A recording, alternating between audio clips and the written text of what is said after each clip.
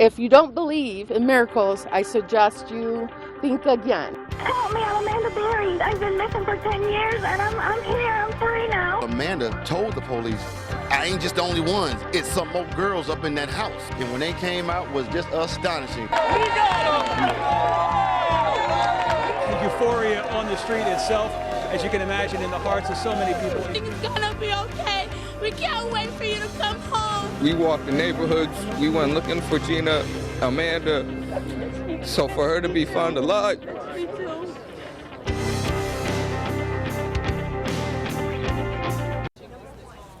Good afternoon, everyone. We're interrupting local programming today to bring you the latest developments in the Amanda Berry case, the Gina DeJesus case, the Michelle Knight case, the 3 women who were kidnapped but found alive yesterday evening. The world is focusing its attention on Cleveland, and right now Paul Kiska is on Seymour Avenue, where this miracle in Cleveland began to unfold yesterday. Paul, get us up to date there. Well, Lee, as you said, a miracle in Cleveland. There's been a lot of elation, joy, and celebration over this remarkable ending to this more than decade-long story that has just torn our area apart with so much emotion. So many moms and parents pleading for the return of their children. They got that, but that elation today has turned to frustration and a lot of pain as the details come out about how these 3 women lived in this house there. You can see the White House with the porch laid on, where all the investigators are going through today, how they lived in that house for a decade. A source told me today that while the women were living here, at times, he said, they were tied up with chains, they were tied up with tape. That in itself was difficult to hear, but also that one of the women who lived here had at least 2 or 3 miscarriages in the year she was here, but was so malnourished she couldn't sustain a pregnancy. But back live down the street, you can see a bunch of FBI agents. They just brought in some canines. They're searching the yard, searching the house for evidence as well. Police confirmed today the 6-year-old child is Amanda Berry's child as well. Now, police stress they have no record of neighbors calling police about any concerns at this house. However, they said the main suspect, Ariel Castro, called them in 2000 to report a street fight out here. Then in 2004, Family and Children's Services asked police to come by here and knock at the door because as a school bus driver, Castro, who drives a school bus for Cleveland at the time, left a 4-year-old preschooler on the bus. No one answered. A few weeks later, they talked to him. He said it was just an accident and he was having lunch and forgot about the kid. The kid was okay. Now, today, the FBI and investigators are searching this house and yard, and Chief Deputy Ed Tomba with Cleveland Police said they're going to search any other properties that Castro might be connected with as more investigators pull up to the scene. Let's hear what Tomba said at that news conference today. There are other properties that we're interested in. Yes, that is true. We focused on the house on Seymour last night until the early hours of the morning. We're going to go back. I have not entered the house. That is an active crime scene, and the only people that entered that house are the evidence recovery team of the FBI. So before any of that evidence is processed, we haven't seen photos. We haven't discussed anything with them. That's their protocols. That's their crime scene. They are going to handle it. All right, back live. I'm going to step out of the scene here for a minute so our photographer can give you a better look at it. The investigators down there, the FBI agents, the command center, and the house there. They now have a tent set up where they can collect their evidence and bag it and keep track of it. Right now, let's go to News Channel 5's Chris Flanagan as our special team coverage continues. And Paul, thanks. I'm on the other side of other end of Seymour Avenue right now. You can see the crime scene behind me over my right shoulder here. We've got media from here in Northeast Ohio, across the country, and also international media. We've got some media from Denmark right to the left of me here. But just a little while ago, after 9 years, Gina DeJesus is on, finally getting the good news that they've longed for so long. We caught up with Sandra Ruiz just a little while ago, get reaction that her niece is finally rescued. I will tell you this, because I was there to see her. All 3 girls, God works in mysterious ways. You would never, I mean, it's just unbelievable, unbelievable. These girls, these women are so strong, stronger than I am. I will tell you that much. And they all have a positive attitude.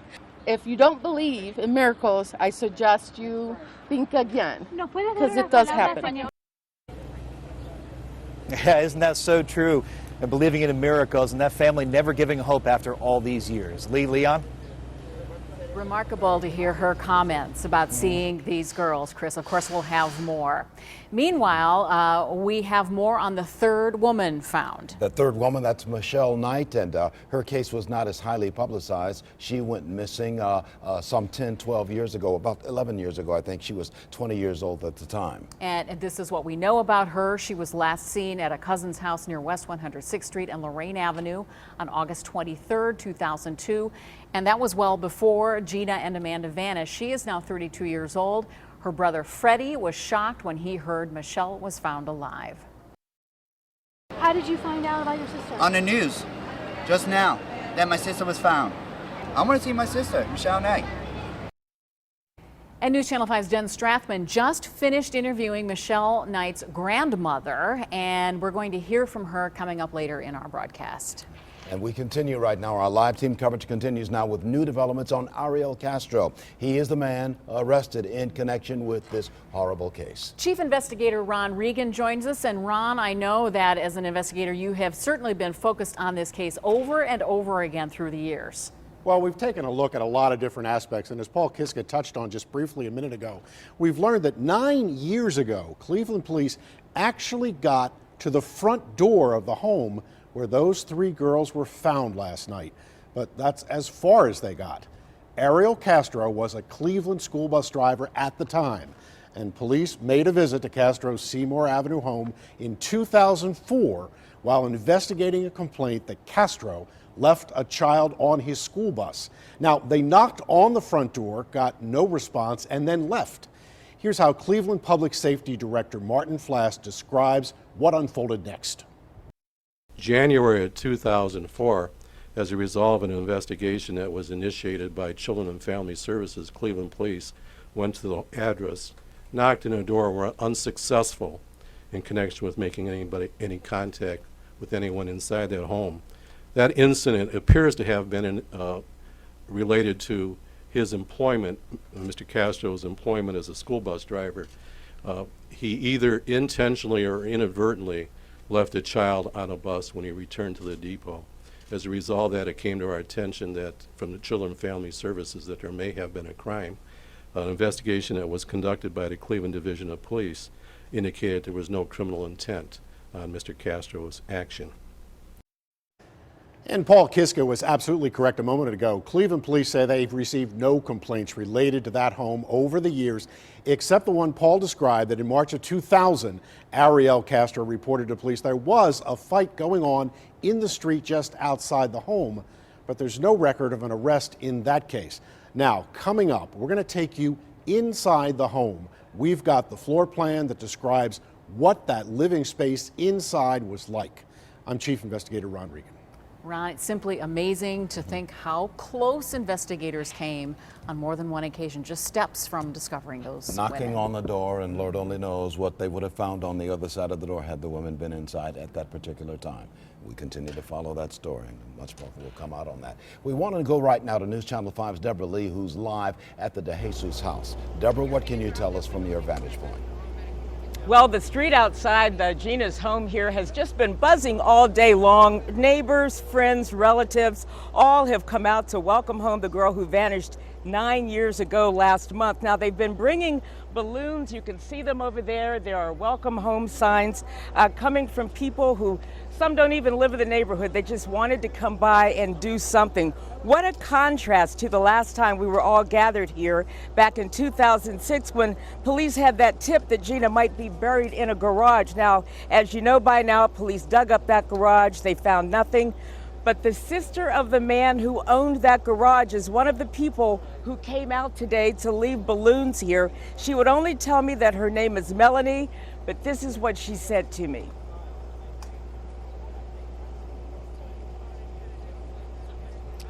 Okay, we don't have that soundbite right now, but as I said, her name is Melanie. She came with balloons. She said she met Felix and his wife a few years ago. She stopped by just to talk with them.